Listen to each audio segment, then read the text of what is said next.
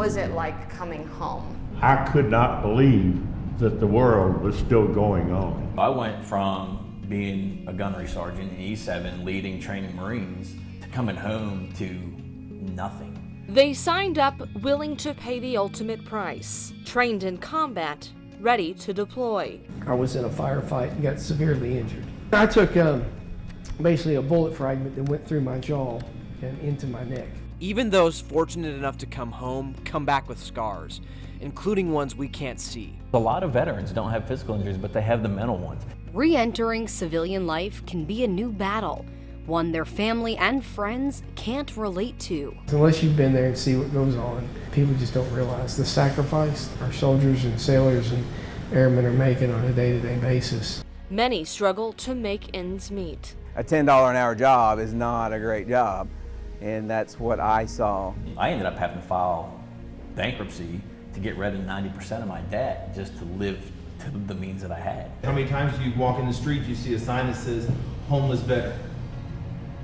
If it's true, it makes me angry. What failed him? Who failed him?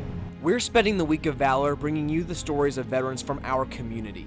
They're sharing their experience with the difficult transition coming home and how they overcame it.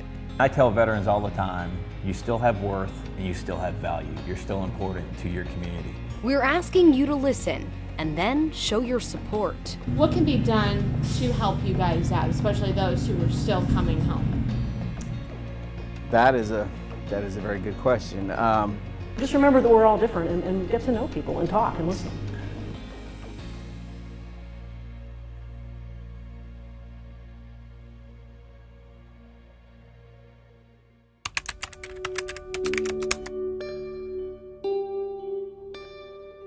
The war doesn't stop when we get back home.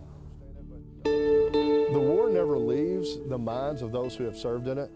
The adjustment is far from simple. When you're overseas, it's kind of wake up, do your job, eat, go to sleep, wake up, do your job, eat, go to sleep. Answering the toughest question, what now? It is hard when, you were once one person and now you're really somebody completely different. For people like Megan Carr, she knew coming home meant giving back. Always making sure that a veteran didn't ever feel alone was my biggest kind of, goal, is because I know what it feels like to be alone. I met Megan when I was kind of trying to figure out where my place was in the community with veterans, and I was also searching for that camaraderie that we have. She was on the up and up. Megan also was the female Veteran of the Year in Kentucky the same year that I won Male Veteran of the Year, which was 2018. But then things changed. Just one day, I have a home, and then the next day I don't.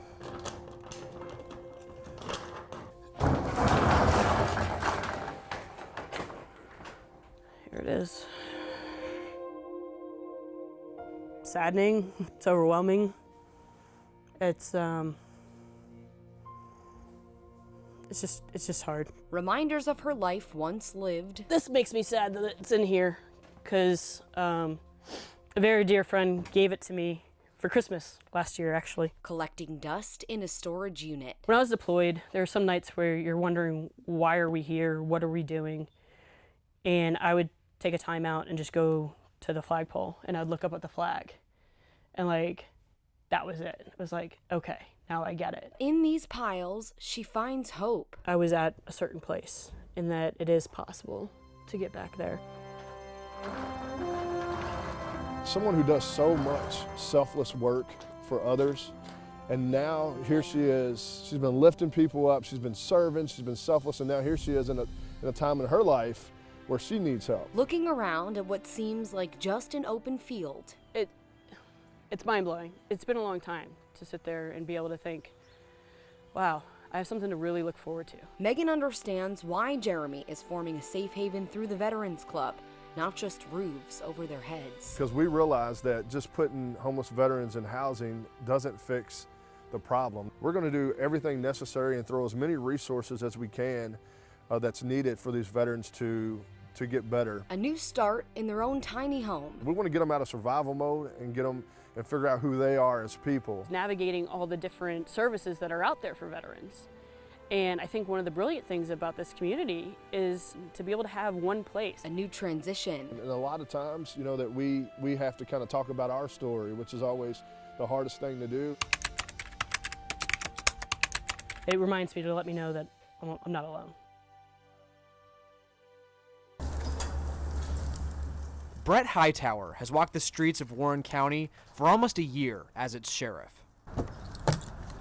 It's the culmination of years in law enforcement in southern Kentucky. But even that barely scratches the surface of his service to the community. I feel advised that I'm 97 going 98 from the jail, Richmond, Miami. As he goes about his days keeping his neighbors safe, he carries his battle scars. My second daughter was a newborn. Literally, she was 3 weeks old when I left. Come home and you miss a year of their life. Hightower's a veteran of both the Marine Corps and the Army National Guard. He served almost 22 years in the military, deployed 3 times, first in Operation Desert Storm, then Bosnia, and then Afghanistan. In Afghanistan was just, there was so much going on in a very hostile area. It was 2008. Hightower was 10 days from coming home. I was in a firefight and got severely injured. I took basically a bullet fragment that went through my jaw and into my neck. The hit fractured his jaw and severely damaged 2 major arteries. He was lucky he survived, but he had a long road ahead. The transition back to civilian life is difficult as it is, and now he was looking at 2 jaw reconstructive surgeries and weeks in a hospital bed. I was really ready to get home and get on with life at that point, but they just kind of changed everything. Still, Hightower is one of the lucky ones. He carries his experiences with him, but he's here. The same can't be said for all of his friends. I was on a small 7-man team. It was July 4th, 2008, Independence Day. I was in a tent. He did it right outside the tent. And he did it in the night. I was sleeping, and then one of the guys heard the gunshot, he thought, and then went out there and we found him. You know, everybody handles stress differently. And he committed suicide. He was a great soldier. Hightower's friend is not alone. Between 2008 and 2017, 2,850 active duty service members took their own lives. And during that same period of time, we lost 61,507 veterans to suicide. Unless you've been there and see what goes on, people just don't realize the sacrifice that our soldiers and sailors and airmen are making on a day-to-day basis. I want to honor them by just helping others and being the best that you can be. I think we all have a lot still to give, even if you come back and you're injured, and you got to find your new mission and move forward.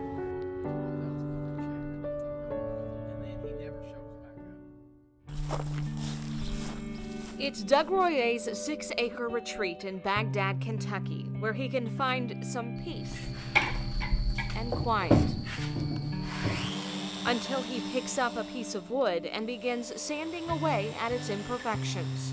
It's a world away from the Baghdad he knew a decade ago, as an army soldier battling insurgents in Iraq. There is nothing to really prepare you for when things hit the fan, as they say, and bullets start flying or bombs start going off. He served 2 tours there, volunteering both times. His second deployment in 2007 was the worst. He lost 5 friends to IED and mortar attacks. 20 others were wounded. That's traumatic when you put your friends on an aircraft and watch them fly off after they were killed. So it's a lot to process. Even those not physically injured carried those images home with them, meaning for soldiers like Royer, home just wasn't the same. You go from that, going out on mission for 14 hours a day with, all your gear, your guns, to 5 days later or so, you're sitting in the living room just on the couch, going, what just happened? Let's see what we've got here. For Royer, one of his hardest struggles was finding a job. There's always jobs out there, right? He had battlefield skills, but like so many veterans, had trouble translating them into the business world. I hear all these people all the time saying, veterans, we're doing this for veterans, we're doing that for veterans. A $10 an hour job is not a great job, and that's what I saw. So he went back to school with help from the GI Bill. Veterans are a skilled, dedicated workforce that people really aren't tapping into, except for labor. All right, here we go. Royer says more companies need to see the value in our veterans and invest in them. Today, he immerses himself in the fast-paced world of commercial construction and a furniture repair business on the side. We just sand it down, make repairs, restain it. It's his new normal, and Royer's at peace with wherever it may take him. I may, take a different path. So you're just completely open, though? I'm completely open, yeah.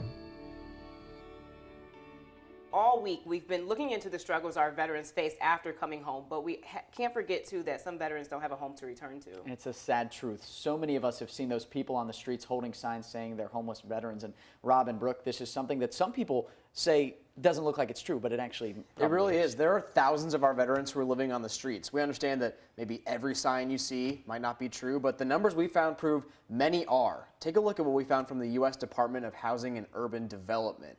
They did what's called a point-in-time count in January of last year.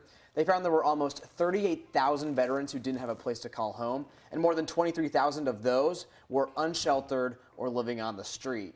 And a veteran we heard from our roundtable discussion put it this way. He said, if he sees those signs and it's true, he is angry because it says that someone, somewhere in the process, failed that person after they worked to protect the country. But, Brooke, the news isn't all bad on this front. No, so there's definitely some good news when we're talking about veterans and homelessness. The numbers from HUD actually show homelessness is down with veterans more than 5% between 2017 and just last year, and down by almost half since the year 2010. We heard from a man right here in Louisville who is now off the streets and working to rebuild his life thanks to a program specifically for veterans with the Salvation Army.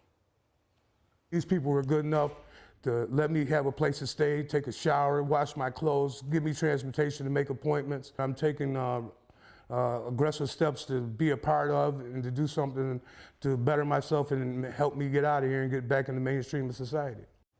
And this is a man who said he slept on the streets for several days, had friends put him up in hotels, but really just didn't have a whole lot. It is important, though, for all of us to remember it is not just the veterans themselves who struggle with this transition home. Their family members and loved ones have a really hard time with it, too. So coming up in our next half hour, our co-reporter here, Jesse Cohen, is going to be talking with families who've struggled with their veterans away, their active duty military members away, and then when they came home, trying to find that new normal. There are some questions parents struggle to answer. Where's Daddy? When's Daddy coming home? I love you. I can't imagine life without you. So how do you explain to your child why Daddy is fulfilling his promise to people he's never met, but just can't make the promise to be home? You don't know. And that's the hard part, is you have to be honest and, I don't know.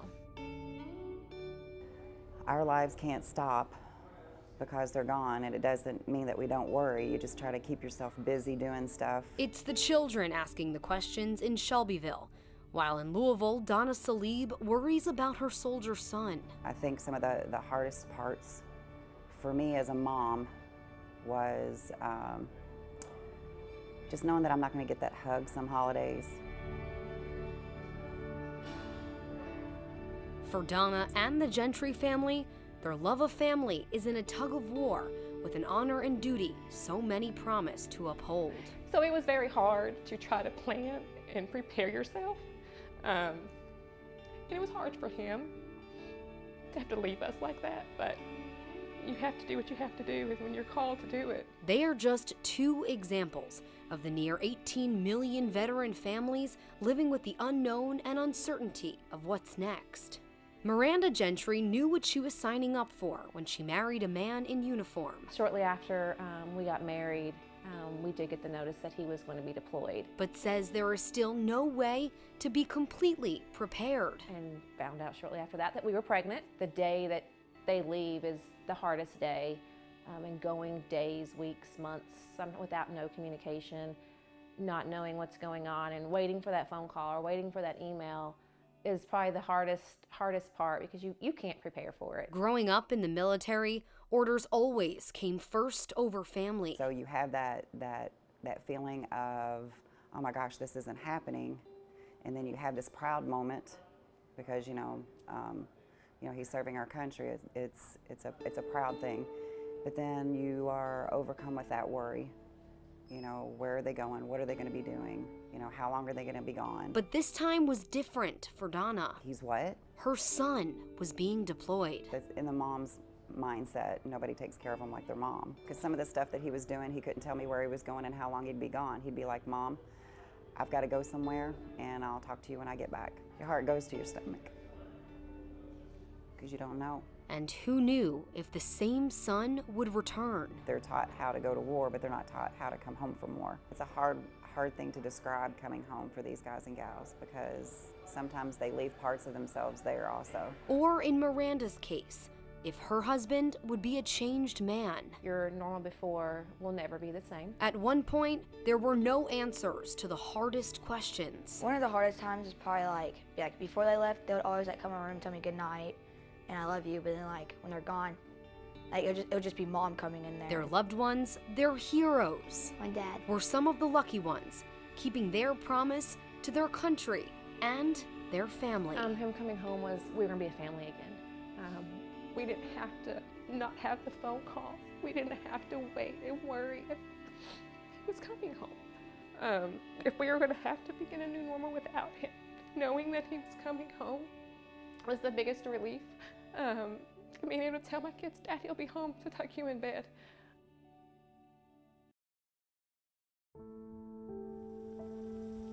It's a fitting tribute for a fallen soldier on the grounds of the Kentucky State Capitol.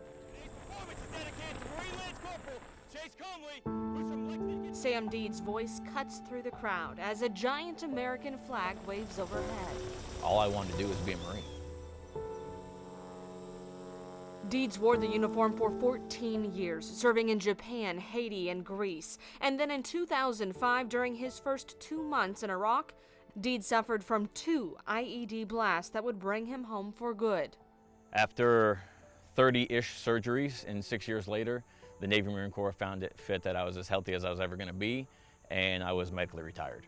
The young gunnery sergeant had no choice in the matter and no job to fall back on. I was still standing tall, but I was lost. He struggled with PTSD. Laying in bed one night, my 2-year-old opens my bedroom door. I come out of bed with a knife. Having flashbacks, nightmares. If my dog would not have bit my arm, I probably would have killed my son. Deeds broke his silence in 2013 in front of a crowd of veteran supporters in Washington, D.C. There's something wrong with me, and I can't control it, and it scares me. It's a story he shares with anyone who will listen, slowly healing his wounds by helping others. Coming home, you have to realize you still have worth. You have to realize you still have value, because there's things that you learn in the military that can't be taught in the classroom. You know, but the biggest thing was having a purpose. Today, Deeds travels around the country. Go get the help. It's there. Advocating for veterans and their families. We know there's an issue with post-traumatic stress. We know there's an issue with traumatic brain injury. We know there's an issue with the veteran suicide rate. He works with nonprofits. Step up and do something. Help these service members find their purpose. He found his 5 years ago with skydiving team Fast Tracks, putting on shows like this for Purple Heart and Gold Star families. It was a rough journey getting here, but today, a smooth landing. You know, I challenge you to find what works for you. Find what your purpose is. It might take years. It might take minutes. Well, this is a series we have worked on for the last 4 months. We actually began with that roundtable of veterans from the Korean, the Vietnam Wars, the global war on terrorism, you name it, they were there. And so, this is a man that is in the show every day. You might not see his face every day, but this is Dylan Burnett, our executive producer. And Dylan, you served in Iraq and Afghanistan and have kind of been helping us through this process because this coming home transition is one that you know personally. It is a very difficult transition. You know, in the military, they teach you how to dress, what to do every day. Everything is very regimented. And then when that ends, it's basically like, what do I do now? Somebody's been telling me what to do for the last decade, sometimes even more. Sometimes people, it's 20, 30 years. And for that to end one day, suddenly, making that transition to civilian life is very, very difficult. So the mission statement for our audience this week, what would you say that is? I would say that there's a lot of people that have a lot of stories, and a lot of these people may just not know where to start. They may not know what options they may have. Right. So a lot of it is just letting these people know where they can go and where they can get help they need. Well, and as we mentioned in that story, we are doing this all next week and into Veterans Day, coinciding with the Week of Valor. And we have a list of events coming up this morning that you can attend throughout the next week, as well as a list of resources online right now for all of our veterans. Super important.